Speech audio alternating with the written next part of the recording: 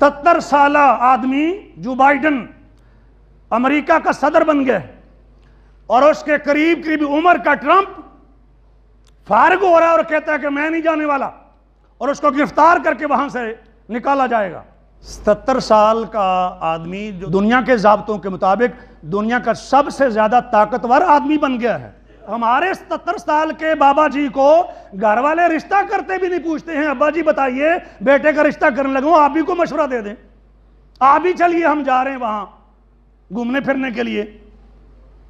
اور نبی علیہ السلام فرماتے ہیں بزرگوں کا احترام کرنا تو ایسے ہے گویا کہ اللہ کا اجلال ہے، گویا کہ آپ اللہ کی تعظیم کر رہے ہیں۔ اور بابا جی خود اپنے طور پر بھی فارغ ہوئے بیٹھے، مولانا صاحب روٹی کھانی ہے۔ آہستہ آہستہ بچوں نے 50 سال کی عمر کے والد صاحب ہیں، 60 سال کے ہیں، بالکل فارغ کر دیا کہ ویلے بیٹھے رہو، کچھ نہیں کرنا۔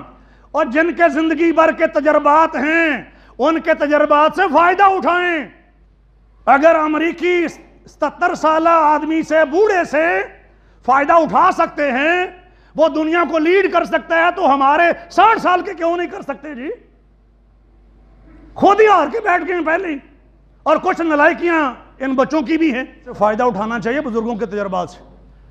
ہمارے سامنے زندہ مثال موجود ہے حاجی صادق صاحب کی، 80 سال سے اوپر عمر ہے، نماز پڑھتے ہیں، فیکٹری میں موجود ہوتے ہیں، اور بچے پوچھ کر چلتے ہیں ایک ایک بات میں۔ تو آپ پہلے ہی فارغ ہو گئے ہیں، اپنے آپ کو فارغ کر لیا کہ بس میں تو جانے والا ہوں، بس اللہ اللہ کرنا ہے، ویلے بیٹھے رہو، کوئی کام نہیں کرنا۔ تو ان سے فائدہ اٹھائیں ایسے دنیا والے فائدہ اٹھاتے ہیں۔ ہاں وہ کچھ کو بے دخل کر دیتے ہیں، ان کے لیے انہوں نے اولڈ ہاؤس بنائے ہوئے ہیں۔ تو ہمارے تو بر الوالدین والے ہیں، وبالوالدین احسانا والے ہیں۔ بھائی باپ کا گھر ہے، نام بھی اسی کا بھی، اور اپنے گھر میں ایک کمرہ بھی چجدہ نہیں ملتا ابا جی نو، اور پوچھنا پڑتا ہے روٹی کے لیے بھی۔ اور کئی ایسے ہیں دوسری بار سالن مانگ لیں تو بہو ڈانٹ دیتی ہے۔ ڈوب مرنے کا مقام نہیں مسلمانوں کے لیے۔ ایسے بھی ہیں نا منہ نہ متھا جن پہاڑوں لتھا، ہاں جی بڑے حسن سلوک کرنے، بڑا آسان کیتا تو، تیرا وجود نہیں تھا، تیرا باپ نہ ہوتا تو، انت و مالک لابیک، تو بھی اور تیرا مال بھی تیرے باپ کا ہے، تیرا باپ نہ ہوتا تمہارا وجود کہاں تھا؟ چودھری بنا بیٹھے ہو، کہیں نہیں لے جانا ان کو، بڑی ہمت کریں گے، بڑا تیر ماریں گے تو ہاسپٹل میں لے جائیں گے، اور وہ بھی کوئی، ورنہ بیشتر ایڑیاں رگڑتے مرتے۔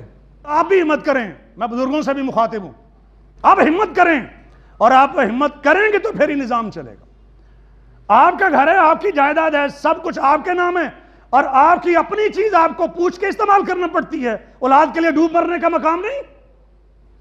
بزرگوں کو تو میں کچھ نہیں کہہ سکتا نا، اور ہمارے وہ بزرگ جو ناانصافیاں کرتے ہیں اولاد کے بارے میں، وہ بھی ظاہر اللہ کے ہاں تو جواب دہ ہوں گے، لیکن اولاد کے لیے یہ بہانہ نہیں ہے چونکہ بزرگوں نے انصاف نہیں کیا لہذا میں ان کا احترام کروں گا۔ تو کون ہوتا ہے بھائی؟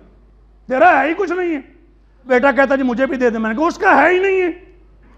باپ کی زندگی میں جوان بیٹے کا کچھ نہیں باپ کی جائیداد میں۔